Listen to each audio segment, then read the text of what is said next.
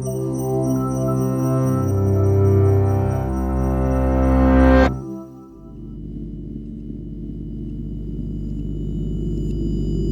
के बाद क्या होता है? क्या कोई आरामदायक स्वर्ग वाकई है? क्या वास्तव में नर्क होता है? क्या पुनर्जन्म संभव है या कुछ भी नहीं होता है?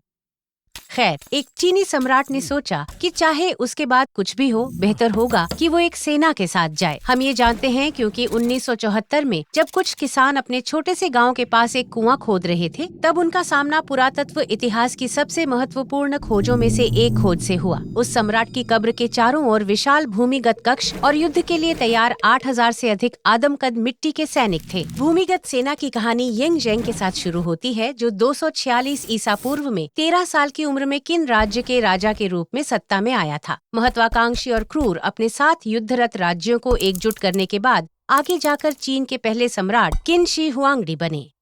उनके 36 साल के शासनकाल में कई ऐतिहासिक उपलब्धियां देखी गईं। वजन और माप की एक सार्वभौमिक प्रणाली सहित पूरे चीन के लिए एक मानकीकृत लेखन स्क्रिप्ट और एक रक्षात्मक बाधा, जिसे बाद में ग्रेट वॉल माने विशाल दीवार के रूप में जाना गया।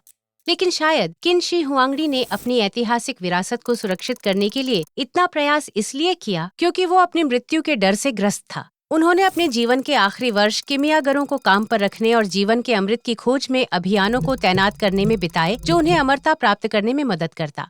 और अपने शासनकाल के पहले वर्ष की शुरुआत में ही उन्होंने स्मारकों, कलाकृतियों और सेना से भरे एक विशाल भूमिगत नेक्रोपोलिस का निर्माण शुरू कर दिया, ताकि वो अगली दुनिया में उनके साथ जा सके और अपना शासन जारी रख सके। ये शानदार सेना अभी भी सटीक युद्ध संरचना में खड़ी है और कई गड्ढों में विभाजित है। एक गड्ढे में 6000 सैनिकों की मुख्य सेना है, जिसमें प्रत्येक का वजन कई 100 पाउंड है। दूसरे में 130 से अधिक युद्ध रथ और 600 से अधिक घोड़े हैं और तीसरे गड्ढे में हाई कमान है। एक खाली चौथे गड्ढे से पता चलता है कि सम्राट की मृत्यु से पहले भव्य परियोजना समाप्त नहीं हो सकी। इसके अलावा पास के कक्षों में संगीतकारों और कलाबाजों, श्रमिकों और सरकारी अधिकारियों और विभिन्न विदेशी जानवरों के आंकड़े शामिल हैं, जो दर्शाते हैं कि सम्राट किन के पास केवल युद्ध छेड़ने के अलावा बाद के जीवन के लिए अधिक योजनाएं थी। सभी मूर्तियों को टेराकोटा या पकी हुई मिट्टी, एक प्रकार की लाल भूरे रंग की मिट्टी से बनाया गया है। उन्हें बनाने के लिए कई कार्यशालाओं और कथित तौर पर 7,20,000 से अधिक मजदूरों को सम्राट द्वारा आदेश दिया गया था, जिसमें कारीगरों के समूह शामिल थे, जिन्होंने सम्राट की सेना में वास्तविक योद्धाओं के रूप में व्यक्तिगत रूप से मूर्तियों के निर्माण के लिए प्रत्येक शरीर के हिस्से को अलग अलग ढाला था। वे सब रैंक के अनुसार खड़े किए गए थे और विभिन्न हथियार और वर्दी के साथ साथ सबके हेयर स्टाइल और भाव अलग अलग रखे गए और यहाँ तक कि उनके कान भी अद्वितीय बनाए गए थे। मूल रूप से प्रत्येक योद्धा को उज्जवल रंगों में चित्रित किया गया था, लेकिन हवा के संपर्क में आने से पेट सूख गया और परतदार हो गया, जिस कारण केवल टेराकोटा आधार रह गया। यही कारण है कि 1 मील से भी कम दूरी पर एक और कक्ष खुदाई नहीं की गई है। ये किन शी हुआंगडी का वास्तविक मकबरा है, जिसमें महल, कीमती पत्थर और कलाकृतियां शामिल हैं और यहाँ तक कि कांस्य के पहाड़ों से बहने वाली पारा की नदियां भी हैं। लेकिन जब तक अंदर के खजानों को नुकसान पहुंचाए बिना उसे उजागर करने का कोई तरीका नहीं मिल जाता, तब तक मकबरा सील रहेगा।